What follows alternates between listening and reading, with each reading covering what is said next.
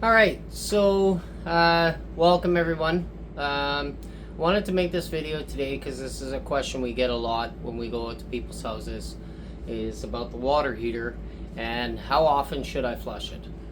To me, the answer is a bit long. The thing with water heaters is a lot of the sediment that you see in the bottom of a water heater building up actually comes from the anode rod as it's breaking down over time. Now there are minerals and stuff in the water as well in a lot of cases, but a vast majority of what you get in a water heater comes from the anode rod that's in a water heater. What that anode rod is basically a piece of sacrificial metal that dips down into the tank, and all the minerals and stuff like that in the water are going to be attracted to that rod before they're attracted to the steel in the tank. And so these rods typically are going to last somewhere between 3 and 5 years in most regions, though they could deplete faster than that, and they could certainly last longer than that. So going to the flushing, if you're going to flush your water heater, you want to flush it roughly every 6 months to once a year. But every 3 to 5 years, you should also be checking on that anode rod as well. If you're never changing the anode rod, then flushing it really over time actually creates a problem, because we're constantly flushing that tank thinner and thinner in the spots where it may be weak. The other thing is a lot of tanks are glass lined on the inside, and it's a very, very thin glass lining. And so what can happen in the wintertime when you get cold groundwater coming in to a tank that's stored at 120 degrees, you can get a temperature shocking on that glass lining, where the glass lining will crack.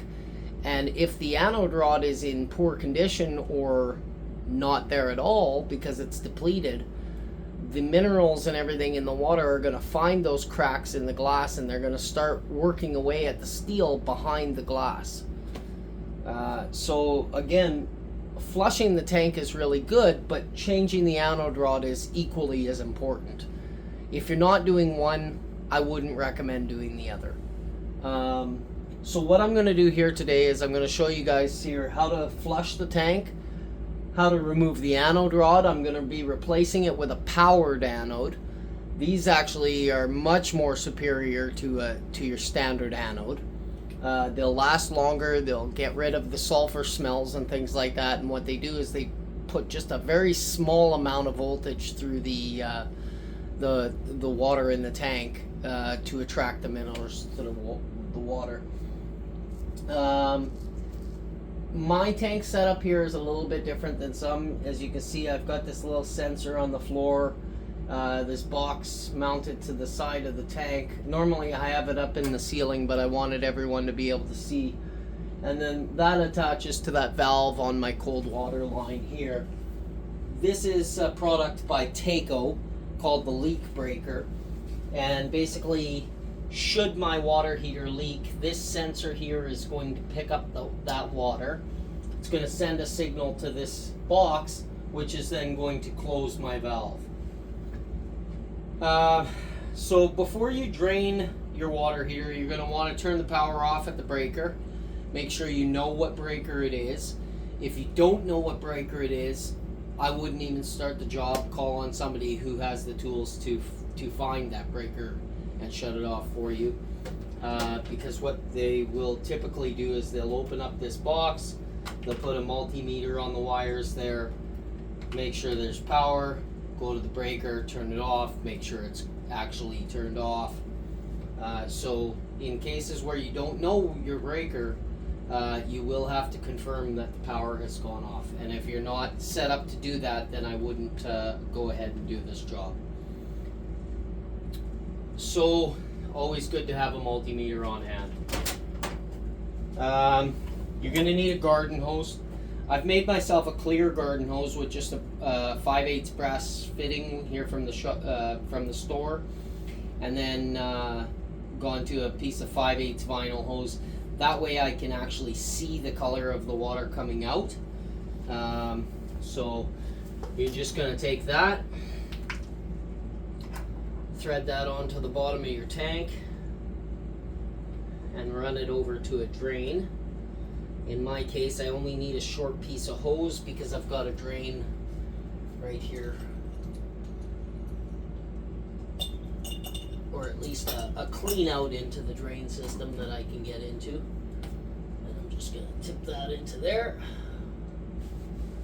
So we've got our hose in the drain. Now, to change the anode rod, you're going to need a 1 16" socket. You really should have a nice long breaker bar because it's really tight in there. They're a bugger to come out. And you don't want to drain the water down all the way. You just want to drain it down enough where it's not going to be shooting out at you when you open the tank. So, drain hose on the bottom, power off, and then you want to open up the hot water taps around the house, you know, at your sinks, your tubs, whatever. Open up all your hot water taps. That's going to let the water drain back to the tank when you're draining off at the bottom, and just make the whole job go a little easier. And then you can leave them open while you're working, because in the end you're going to refill the tank and you're going to need those valves open to purge the air out of the line. So I've got my power off.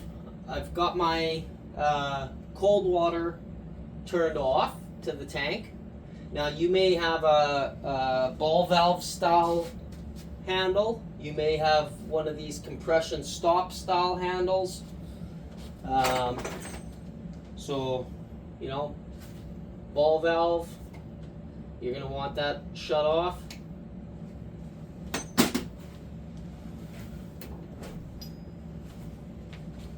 If you've got a compression stop valve, you're going to make sure you turn it all the way in and make sure it's off. Whatever you have there for a shut off, make sure your cold water coming into the tank is shut off. Your hot water taps around the house, you want to have them open. Your power to the tank off. And what we're going to do now is we're just going to take a pail. I'm going to put that around the back there.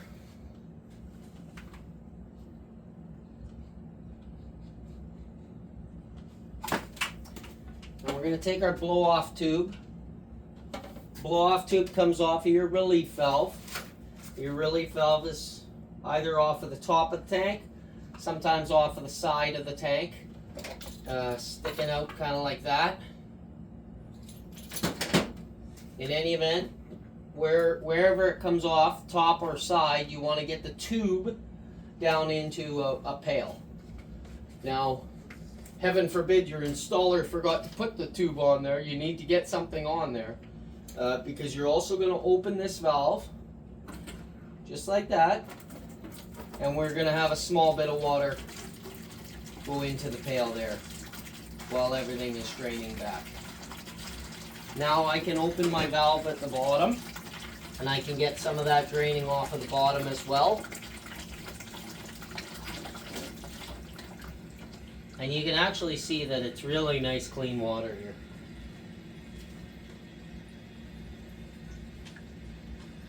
So we've got no more water coming out of the relief, so that tells me that our water level has started to drop here.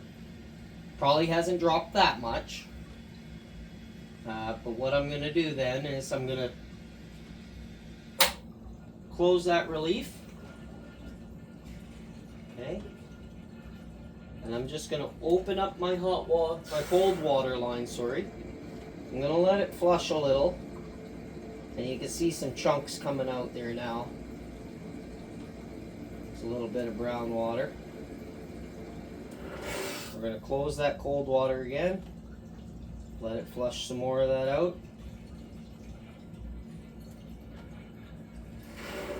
And I'm just going to keep opening the cold, closing the cold.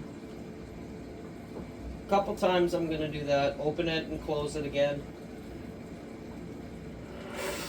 And what that's going to do is it's just going to keep stirring up everything in the bottom of the tank, and you're going to have a chance to get it flushed out of there. So again, mine is a little different here. I've got a button here that controls my valve. So I'm just pressing open, and the valve is opening. And I'm pressing close, and the valve is closing. Okay, and we're just flushing some of this crap out of here.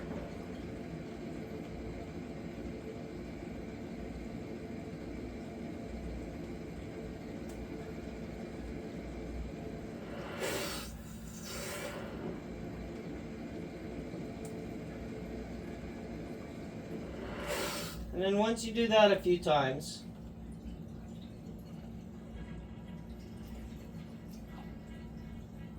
okay, then you're pretty good. You want to open that relief one more time and just make sure that there's no more water coming out from it. Now, if all you were going to do is drain the tank, flush it out a bit, I wouldn't drain it completely. I would just flush it a little bit like I'm doing here.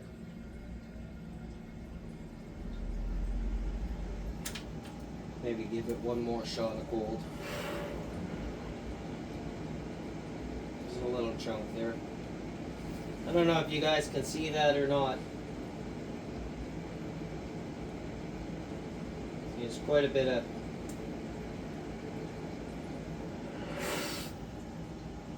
stuff coming out there.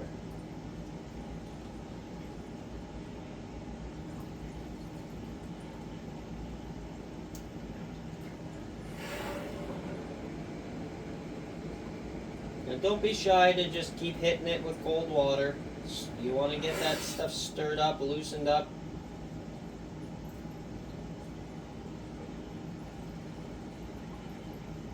But again, you don't want to go ahead and do this unless you're also changing your anode.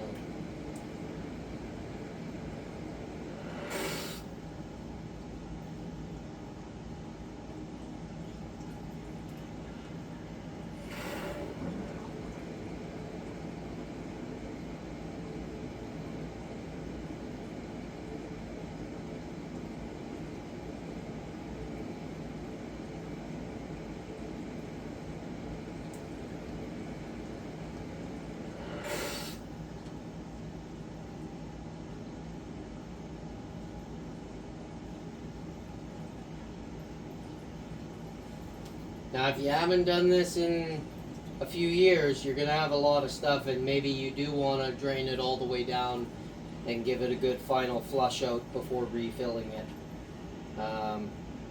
But if you don't have a whole lot of stuff here coming out, then you should be fine just giving it a quick rinse.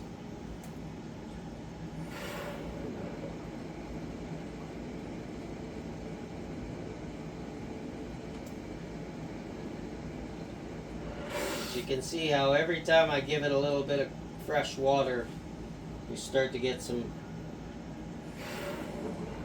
dirtiness come out, and it comes in patches.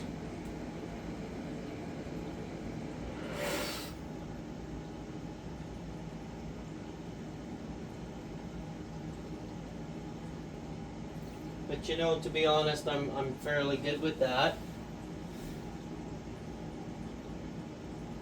Just let it drain for another second here, and then if all we're going to do is flush the tank, then we can close this valve at the bottom.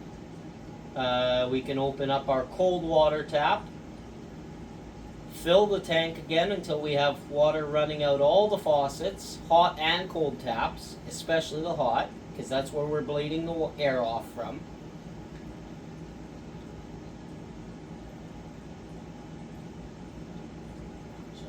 Go ahead and close that now, because I've got enough water down that I can do what else I want to do here. So if all we were doing is flushing the tank, that's about the end of it. You shut that off now.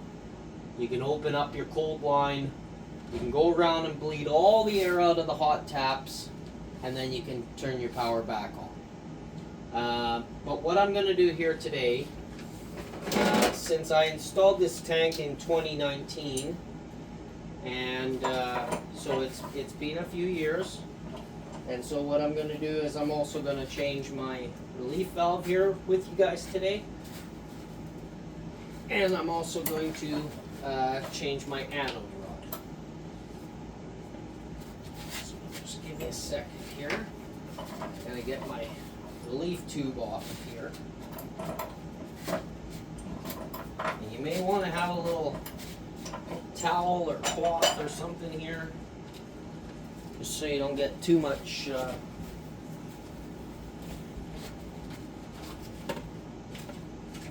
water. There shouldn't be, but sometimes there's a few drops. Okay, so what I'm going to do is I'm just going to get that tube off of there, and that's going to allow me to get that relief valve out of there now. So let's get that. I'm going to take some of this out of my way. I'll get that put back on after.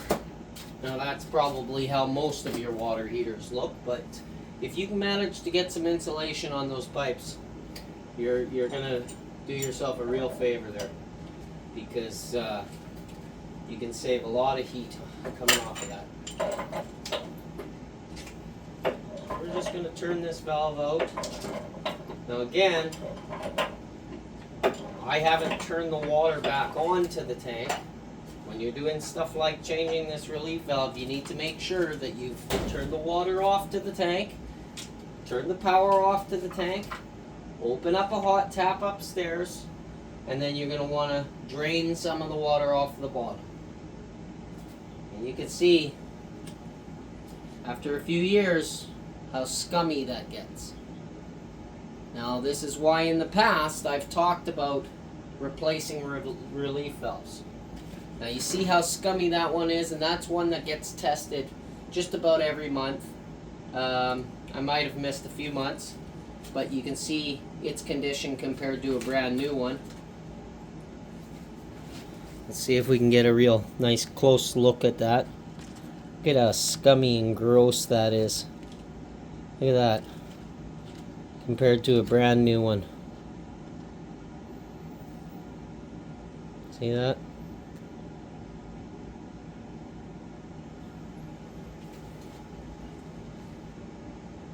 We're going to throw that in our pail.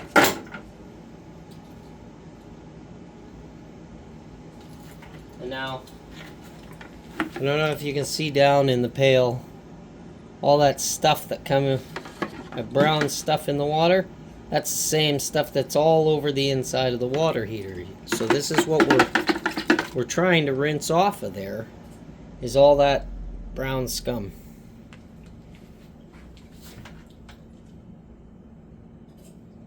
There's actually quite a bit plugged up into the head. So we're going to go ahead and we're going to throw a new relief valve on there. Now, I prefer thread sealant, but you could use a Teflon tape.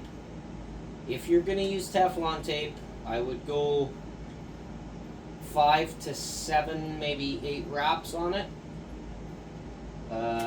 You want to make sure you get enough tape on there where you're not going to have a leak, because if you thread this back in and it leaks, it's going to leak into the shell in between the tank and the insulation, and quite frankly, you'll never get that water out of there. You want to make sure there's no thread sealant or nothing on this probe. I even like to sometimes give a little wipe there, just to make sure that there's nothing. We're not going to get any of this pipe dope into the water supply. That's really what we want to watch for.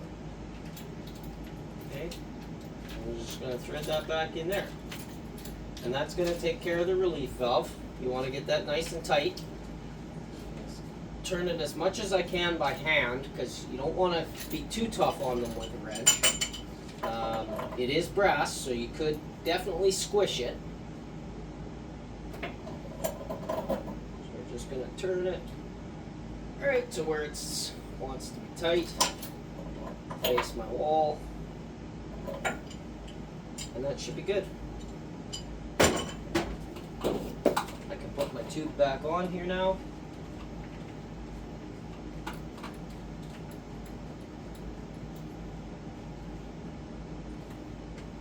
Okay, so let's just pause here for a second.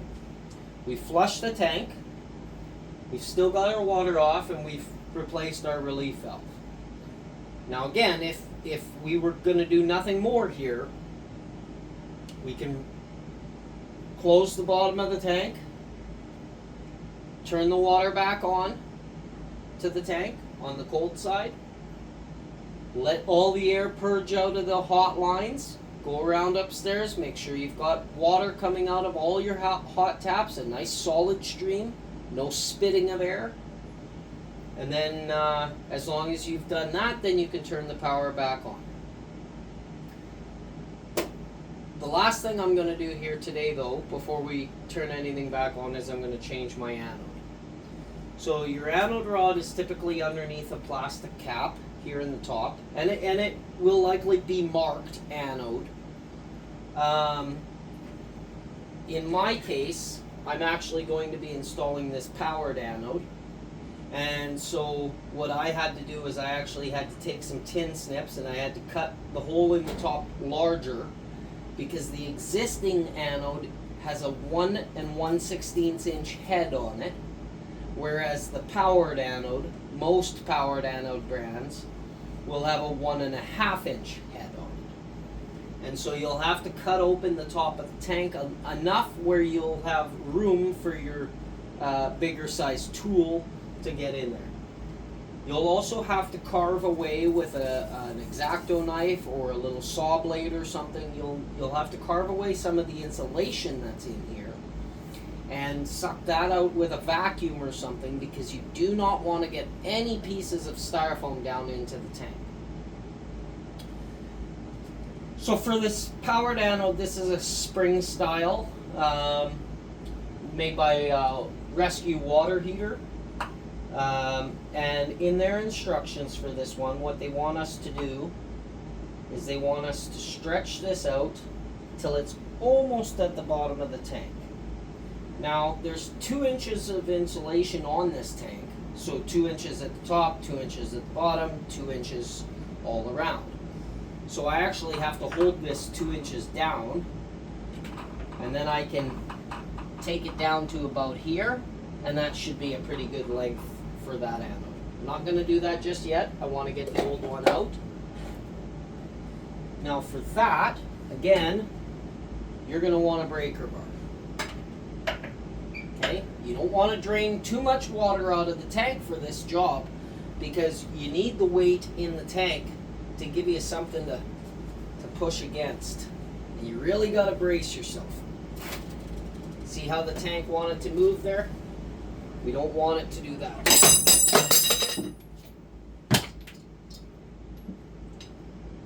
And everything drops when you don't want it to. Bear with me here, I just gotta make sure my sensor's okay, because I dropped my wrench on it.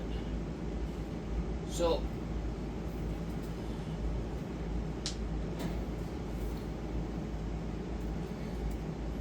you do not want your water heater to shift like that. Get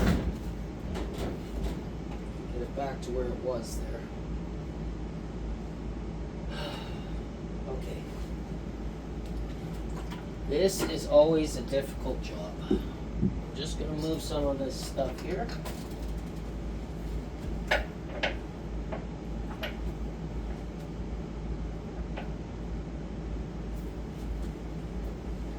You may actually want to get another wrench on there yet, so you have something to push against. And I may actually do that here.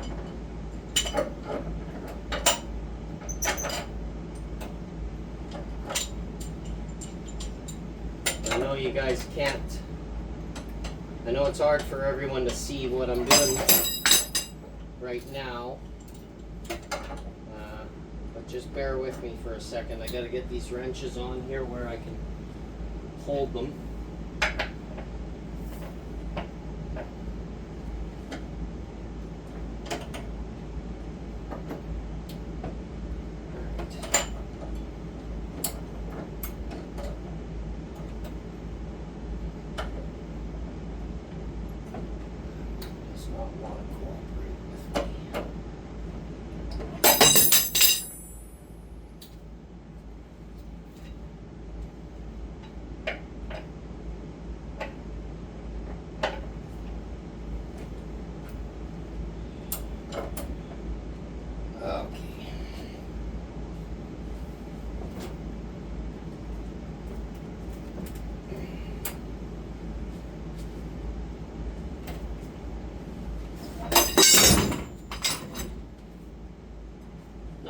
the easiest.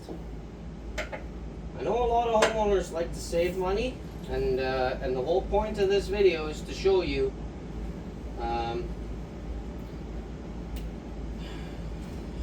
how to do it. It is not always the easiest.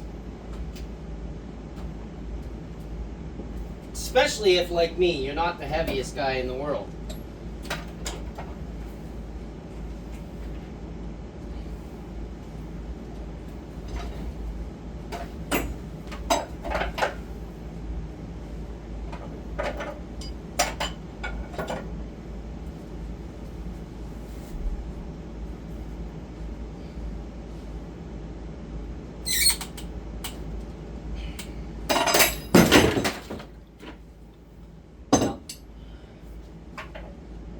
Does not want to come out, and this is where you want to have you might want to have your plumber deal with this, because he's the guy that's, or the person that's set up to do all this.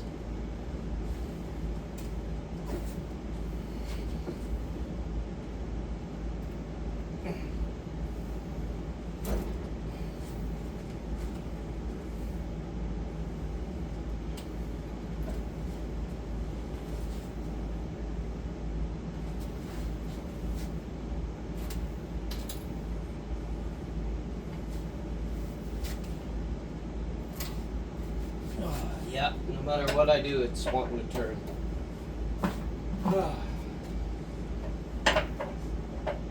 Well, you win some, you lose some.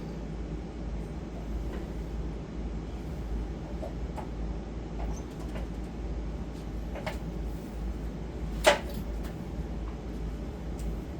whole point to me doing this like this and not cutscene is for you guys. I want everybody to see how difficult this sometimes can be.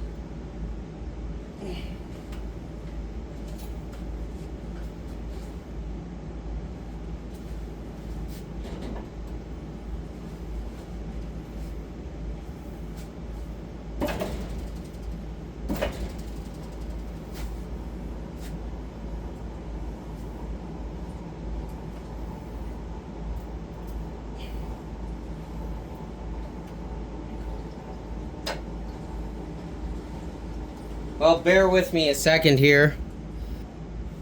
Alright, sorry, I just wanted to run out and grab a bigger wrench. This may help, it may not. Because these nipples were wanting to turn there. And you don't want that, because you're going to end up making a leak where a leak didn't exist before. So if I can't get this to break, then I'm going to actually give up for today and refill the tank, and then I will attack it on a different day.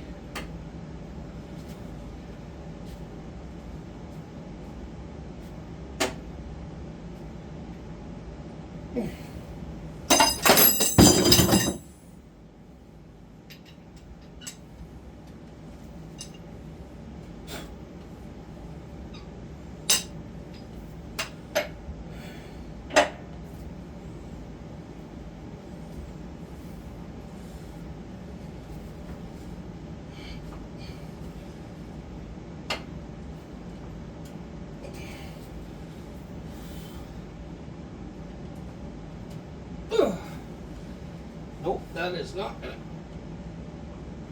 Come on.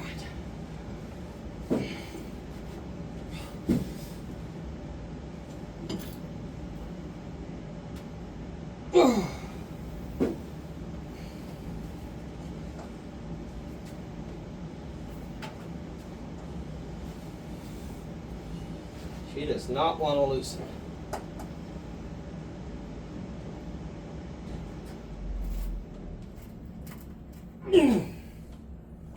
Nope.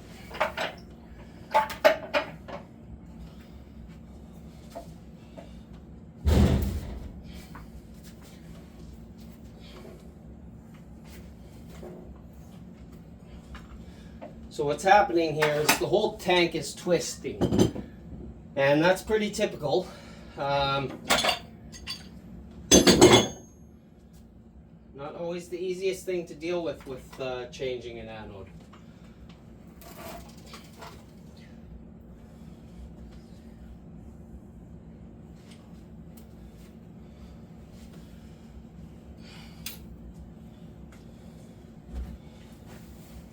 The whole tank has moved on me here now.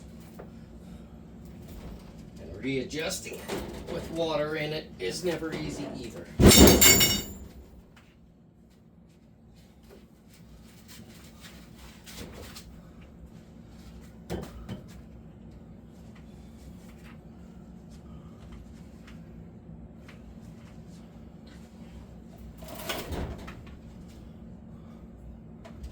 Okay, hopefully we haven't broken any fittings there.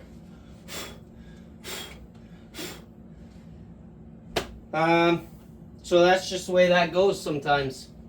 I'm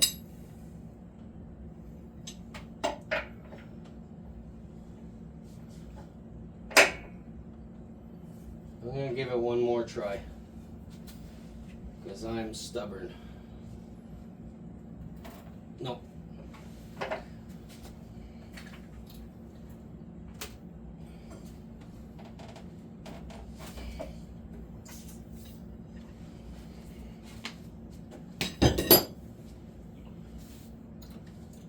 Alright guys, well, sorry about that. I was hoping to show you the anode rod. So we're going to have to do that in a different video. And so we've got the bottom of the tank shut off right now. I've got my relief valve changed. We flushed the tank. Hot water taps are open upstairs. And so since we're not changing the anode now, I'm going to refill the tank so I can turn my water back on. We're going to let everything fill up.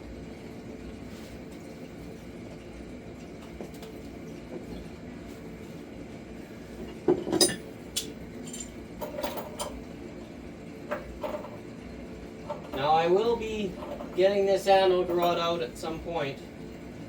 I just won't be able to do it today. I've got to get maybe an impact gun or something.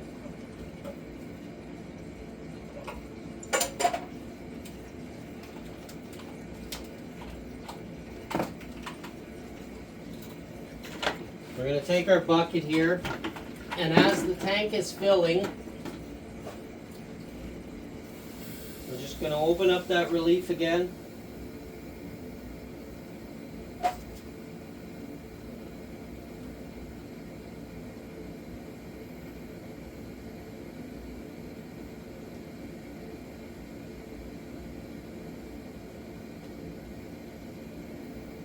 As soon as we get water spitting into the pail from the relief, then we can close it.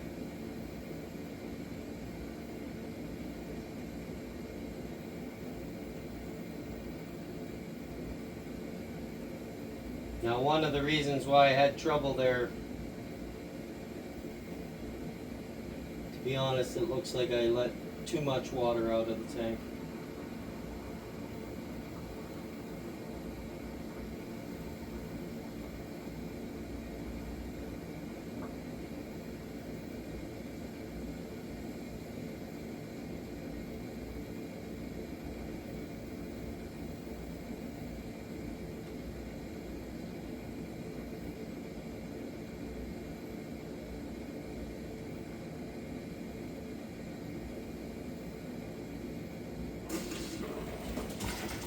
So there we got some water shooting out of the relief.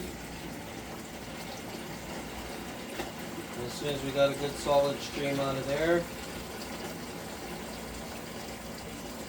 okay, then we can close that.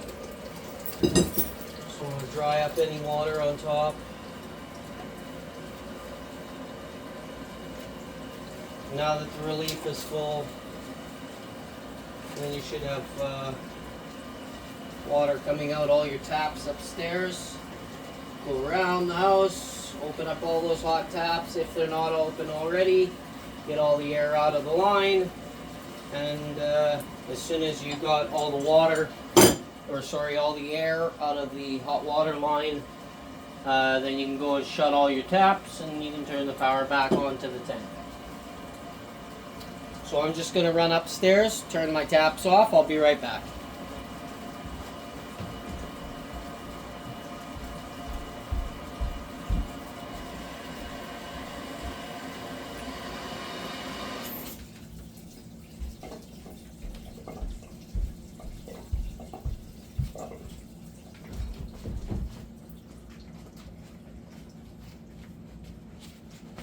Alright, so the water lines are all bled. The relief valve is bled. Now, you want to make sure you do that because you want to make sure that there's water in the relief. You don't want it sitting with a little bubble of air in it.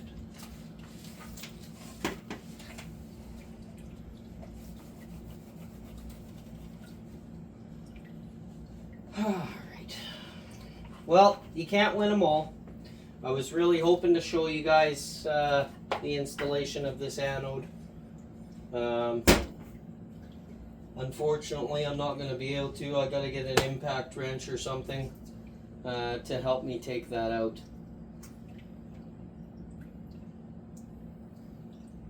So I just want to double check there's no leaks or nothing, since we ended up moving the tank a little bit. Okay. And the relief tube will stop dripping. It's just a little bit of water left in the tube on the walls of the tube itself.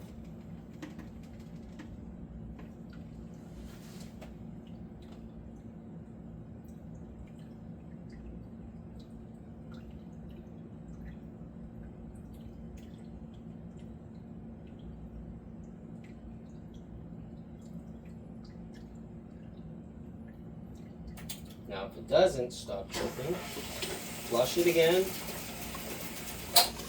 Make sure that slams shut.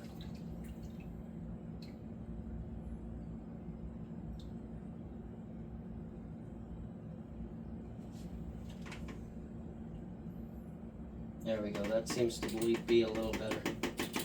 Sometimes they don't seat all the way. And I, for the sake of saying so, I understand what the plumbers and that are saying.